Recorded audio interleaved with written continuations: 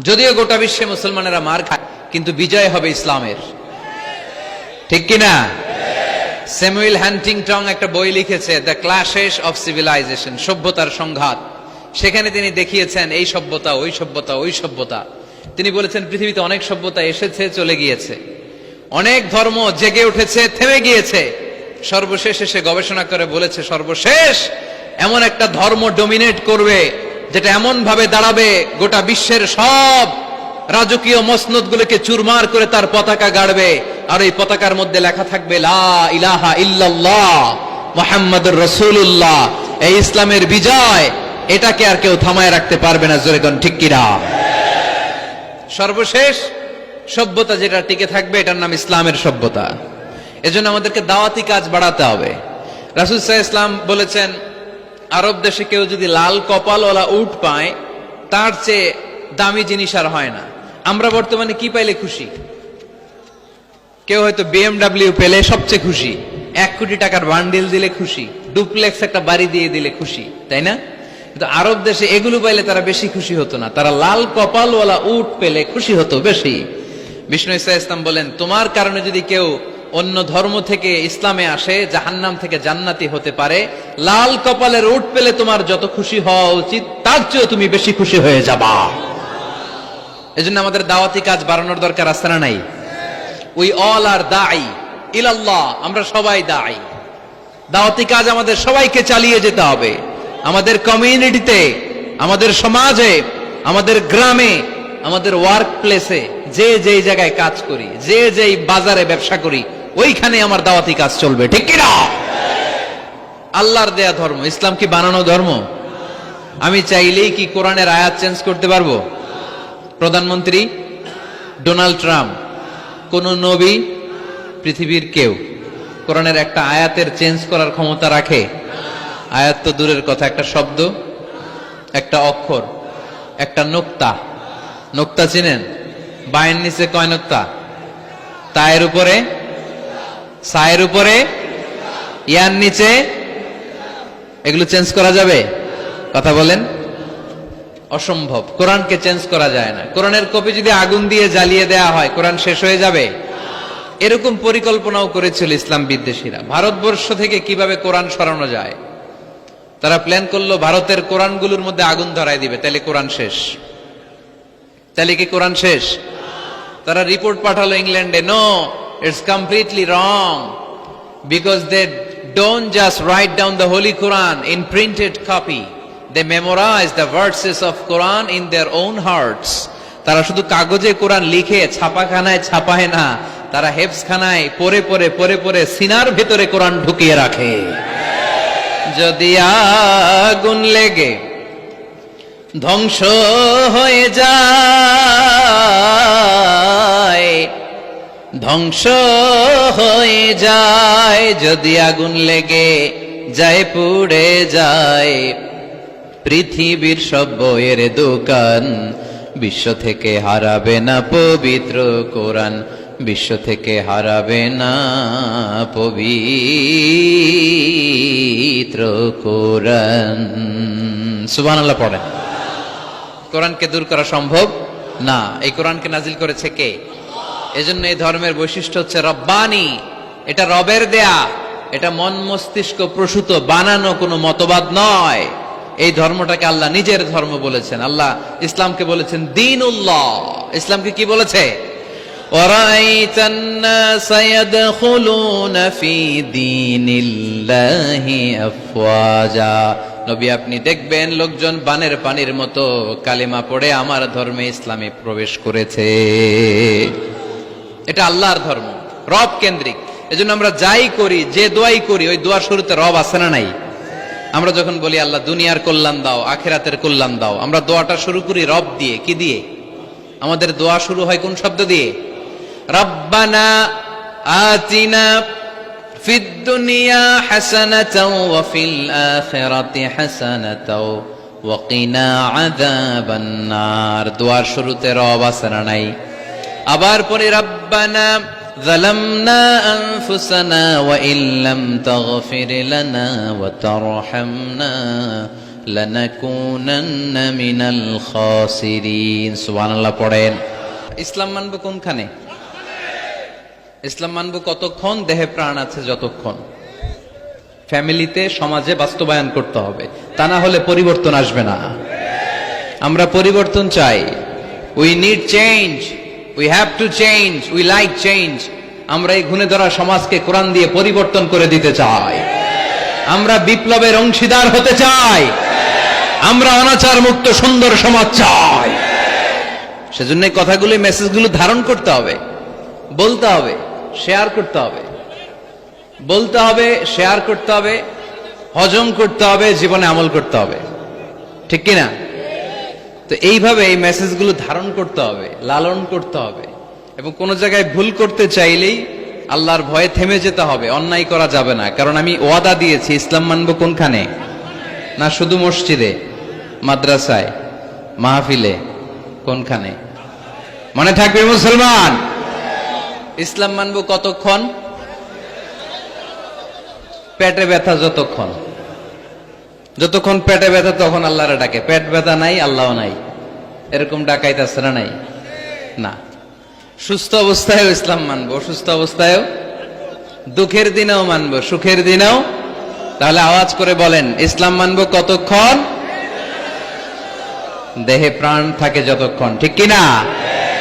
এজন্য রাব্বুল আলামিন বলেন, ومن يبتغ غير الإسلام دينا فلن يقبل منه وهو في الآخرة من الخاسرين। ইসলাম ছাড়া অন্য কোথাও যে শান্তি তালাশ করে, ইসলাম ছাড়া অন্য কোন ধর্ম যে তালাশ করে, তার কোনো কিছুই আল্লাহ কবুল করবে না। আর আখেরাতে লোকটা হবে হায় হায় কোম্পানির ম্যানেজার। কি কোম্পানির? মানে হায় হায় করবে, হায় হায়, হায় হায় হায়, কি করলাম, কোন নেতার পিছনে ছুটলাম, কেন গানের কনসার্টে গেলাম, কেন মদের আড্ডাখানায় গেলাম, কেন কোরআনের মঞ্চে গেলাম না, কেন তাফসীর মাহফিলগুলোতে বাধা দিলাম, কেন ইসলামের আওয়াজগুলোকে আটকে দিতে চাইলাম। হায় হায় করবে, হায় হায় করবে, আফসোস করবে, কিন্তু সেদিন তাদের আফসোসে কোনো লাভ হবে। Whoever seeks anything except Islam, that will be not accepted, and he will be the loser in akhirah. ইসলাম ছাড়া যে অন্য কিছু তালাশ করে, সেটা কবুল হবে না, আর সে হবে লুজার। লুজার মানে যে সব হারাইছে, আর গেইনার মানে যে সব পেয়েছে। আমরা কি লুজার হব না গেইনার? মাশাআল্লাহ, এই তো বুঝতে পেরেছেন। আমরা গেইনার হতে চাই। যারা জান্নাতে ঢুকতে পারে তারাই গেইনার। ঠিক কিনা? আমরা এখানে যেমনি একসাথে বসে গেইনার হয়েছি, জান্নাতেও যেন একসাথে বসতে পারে। আল্লাহ তৌফিক দান করো। তাহলে ইসলাম ছাড়া অন্য কিছু মানি না। বলেন, ইসলাম ছাড়া অন্য কিছু মানি না, মানব না। নাহনু কওমুন আ'আজ্জানাল্লাহু বিল ইসলাম। আমরা তো এমন জাতি, যে জাতিকে আল্লাহ ইসলাম দিয়ে সম্মান দিয়েছে। ফাইন ইবতাগাইনাল ইজ্জাতা বিগাইরিহি আযাল্লানাল্লাহ। ইসলাম ছাড়া অন্য কোথাও যদি আমরা সম্মান তালাশ করি, আমাদেরকে অপমান করবে কে? আমাদের সম্মান তাহলে কোন জায়গায়? ইসলামে। বুক ফুলিয়ে সব জায়গায় বলা যাবে আমি মুসলমান। পৃথিবীর যেই দেশেই যান, যে কোনো জায়গায় দাঁড়ান না কেন, বুক ফুলিয়ে বলতে হবে I M A Muslim, I proud of it. আমি মুসলমান, আমার ধর্মের নাম কি? ইসলাম। এটা সাহসিকতার সাথে বলতে হবে। এবং আল্লাহ বললেন, ইসলামকে তোমাদের ধর্ম বানিয়ে আমি আল্লাহ খুশি। ইসলামকে আমি সব নবীদের ধর্ম বানিয়ে খুশি। সুবহানাল্লাহ পড়েন। আমাদের ধর্মের নামই ইসলাম, বিষয়টা কি এমন না? সব নবীর ধর্মের নামই ছিল। আদম আলাইহিস সালামের ধর্মের নাম, মুসা আলাইহিস সালামের, ঈসা আলাইহিস সালামের, মুহাম্মদ সাল্লাল্লাহু আলাইহি সাল্লামের। তার প্রমাণ আল্লাহর কোরআন।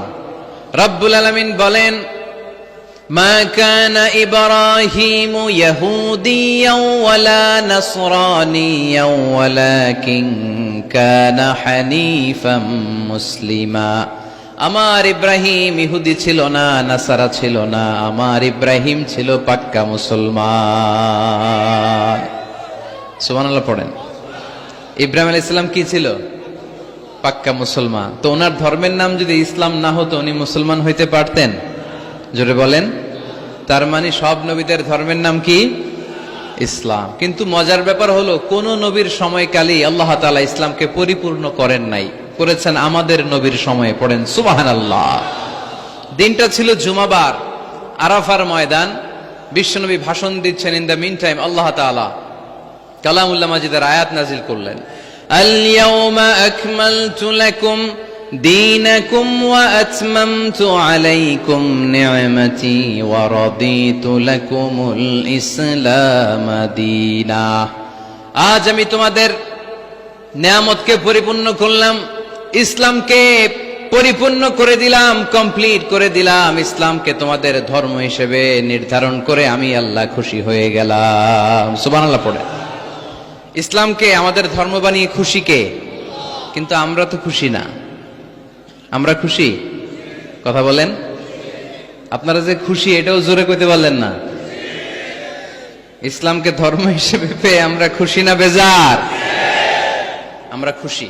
প্রত্যেক নামাজ শেষে কিন্তু এই ঘোষণাটা দেই, অর্থ বুঝি না তাই বুঝতে পারি না। আমরা বলি প্রত্যেক নামাজের পরে, রদিতু বিল্লাহি রাব্বা ওয়া বিল ইসলামি দীনা ওয়া বি মুহাম্মাদিন রাসূলা। আল্লাহ তোমারে রব হিসেবে পেয়ে আমরা খুশি, নবীকে আমাদের নবী হিসেবে পেয়ে খুশি, মুহাম্মদ সাল্লাল্লাহু আলাইহি ইসলামকে, আর ইসলামকে ধর্ম হিসেবে পেয়ে আমরা খুশি। চিল্লায় পড়েন সুবহানাল্লাহ। আল্লাহ নিজেই ঘোষণা দিয়েছেন, তোমরা খুশি হও আর না হও, আমি ইসলামের বিজয়কে পৃথিবীতে প্রতিষ্ঠিত করে দেব। গোটা বিশ্বব্যাপী আপনি নিউজ পড়েন, দেখবেন যে প্রতিদিন কালিমা পড়ে লোকজন মুসলমান হয়। এরকম আছে না নাই? এই ইসলামের জয় জয়কার দেখে ইসলাম বিরোধীদের আজকে মাথা গরম। এদের মাথা গরম। এরা চায় না ইসলামের বিজয় হোক। মানুষ পঙ্গপালের মতো ইসলামের দিকে ছুটে চলেছে, ধাবিত হচ্ছে, ঝাঁপিয়ে পড়ছে। ইসলাম এগিয়ে যাচ্ছে, ভিক্টরি সাইনের দিকে ইসলাম ধাবিত হচ্ছে। এটা ওদের সহ্য হয় না। চিল্লায় বলেন ঠিক কি না? আল্লাহ বলেন তোদের সহ্য হোক আর না হোক, ইসলামের বিজয়কে আমি পৃথিবীর মধ্যে প্রতিষ্ঠিত করে দেবো। জোরে কোন ঠিক কি না? ইন্নাল্লাহা যাওয়ালি আল আরদা। আল্লাহ তাআলা পৃথিবীকে আমাকে ছোট করে দেখালেন। বিশ্বনবী বললেন, ফারাআইতু মাশারিকাহা ওয়া মাগারিবাহা। আমি পৃথিবীর প্রাচ্য পাশ্চাত্য সবটা দেখেছি। আর আমি নবী যতদূর দেখেছি ততদূর আল্লাহু আকবারের ধ্বনি পৌঁছে দিবে কে? কেউ ঠেকায় রাখতে পারবে? পারবে না। এজন্য ইসলাম পেয়ে আমরা খুশি না বেজার? ইসলাম হচ্ছে সময়ের অপরিহার্য বাস্তবতা। আপনি যদি সমাধান চান জীবন সমস্যার, ইসলামের ভেতরে সমাধান আছে না নাই? কিন্তু সবচেয়ে মজার ব্যাপার হচ্ছে গোটা বিশ্বে সবচেয়ে বেশি নির্যাতিত মুসলমানেরা, ঠিক কিনা? কাশ্মীরে মাইর খায় কে? মুসলমান। ফিলিস্তিনে মাইর খায়, ইরাকে মার খায়, তারপরে মায়ানমারে মার খায়, বাংলাদেশেও মার খায়, চীনের উইঘরে মার খায়। গোটা বিশ্বে মুসলমানেরা মার খায়, কিন্তু সব ধর্মের লোকেরা তাদের ধর্ম রেখে দিয়ে ইসলাম ধর্মের ভেতরে ঢুকে যাচ্ছে। কোন সুবহানাল্লাহ। ইউরোপ আমেরিকাতে এর ধারাবাহিকতা বাড়ছে। প্রতিনিয়ত কালিমা পড়ে লোকজন মুসলমান হচ্ছে। খ্রিস্টানরা যেখানে যে নামাজ পড়ে ওটারে কি বলে জানেন? গির্জা। ইংরেজিতে বলে চার্চ। এই ইউরোপ আমেরিকাতে ওরা ওদের চার্চ বা গির্জাগুলো বিক্রি করে দিচ্ছে। এর কারণ মাসেও একজন আসে না। কথা কয় না? আমরা 5 ওয়াক্ত পড়ি, 3 ওয়াক্ত পড়ি, 2 ওয়াক্ত পড়ি, সপ্তাহে তো হাজিরা দেই। কথা বলেন। কি বার? এই শুক্রবার বা জুমাবারে হাজিরাটা তো দেই। ওদের মাসের পর মাস যায়, কোনো মুসল্লি নাই। খালি ফাদাররা বসে বসে ওখানে পড়তেছে, help us Jesus the son of God. ও গডের ছেলে ঈসা, আম করে বাঁচাও। ও গডের পোলা ঈসা, আম করে বাঁচাও। এই জিকির করতে থাকে। মাগার কোন খ্রিস্টান ওদের ইবাদত গাহে ঢুকে বছরও একদিন যায় না। তো এই গির্জা দিয়ে ওরা কি করবে? সবাই মিলে এক কাম করে এটা বেচা দেই। মুসলমানেরকে পাইছি শুধু কম দামে কিনে এটার মসজিদ বানায় দেই। সুবহানাল্লাহ। এত আসতে গোটা ইউরোপ আমেরিকার চার্চগুলো now it's changing to mosque. গির্জা থেকে এটা এখন মসজিদ হইতে শুরু করছে। আমাদের সুইজারল্যান্ডে মুসলিম কমিউনিটি আছে, জার্মানিতে আছে, অস্ট্রিয়ায় অনেক বাংলাদেশি, ইটালি আরেক বাংলাদেশ। ইটালিতে প্রোগ্রামের জন্য কমসে কম 50টা প্রোগ্রাম চেয়েছে আমার কাছে, যে হুজুর আপনি যদি আসেন 1 মাসের কমে আইসেন না, তাইলে খবর আছে আপনার। বাংলাদেশের নাকি যত থানা ইটালিতে ততটা সমিতি আছে, যতগুলো থানা ততগুলা সমিতি, ততগুলো অর্গানাইজেশন। তো সবাই আমারে ধরে রাখছে আপনার ইউরোপ সফর করলে ইটালি না আসলে খবর আছে। তো ওখানে এই যখন খ্রিস্টানরা ওদের আবাদত গাহে যায় না, কম দামে এরা বেচে দেয়, আর এগুলোরে মুসলমানরা পলিশ করে একটা মিনার লাগাই দিয়ে মসজিদ বানায় ফেলে। প্রতিনিয়ত সেখানে আজান হচ্ছে, আল্লাহর ধ্বনি উচ্চারিত হচ্ছে, ইসলামিক সেন্টার হচ্ছে, স্ট্রিট দাওয়া মানে রাস্তায় দাঁড়িয়ে ইয়াং যুবক ছেলেরা দাওয়ার কাজ করে। এখন গণজাগরণ যুবকদের, তাদের কথায় মানুষ আকৃষ্ট হয় বেশি, ঠিক কিনা? তাদের গায়ে প্রাণ শক্তি বেশি। যুবক যুবক ছেলেরা এখন টাকনুর নিচে আর কাপড় পরে না, উপরে কাপড় পরে। তারা দাঁড়িয়ে দাঁড়িয়ে দাড়ি রাখা, টাকনুর উপরে কাপড়, ছোট্ট কোরআনের কপি নিয়ে আর গেঞ্জি পরে দাঁড়ায়। গেঞ্জির পেছনে লেখা থাকে মোহাম্মদ, MUHAMMAD, কি হয়? মোহাম্মদ। তাদের পিছনে, সবার গেঞ্জির পিছনে মোহাম্মদ দেখে খ্রিস্টানদের এই নাম মুখস্থ হয়ে গেছে।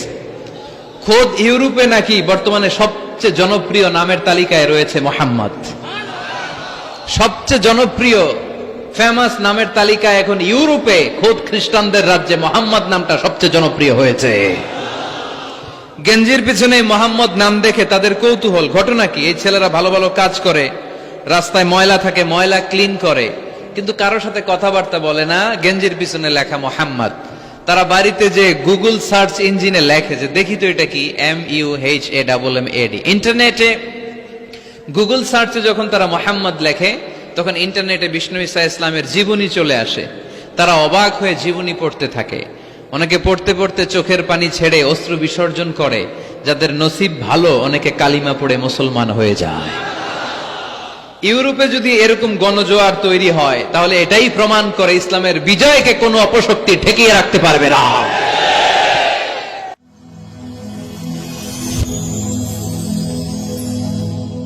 Rose TV 24.